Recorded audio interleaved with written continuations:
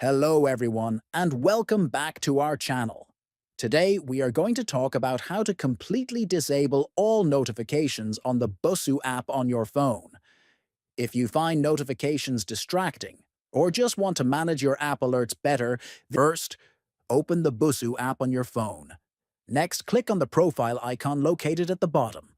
Then, tap on the three lines icon at the top right corner. After that, scroll down until you see the notification settings and tap on it. Now you will see the notification settings for the app. Here, you can turn off all notifications by toggling the appropriate switches.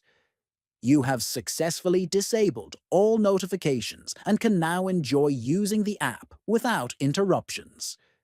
If you found this video helpful, make sure to like, share, and subscribe to our channel for more useful tips. Thanks for watching, and see you in the next video.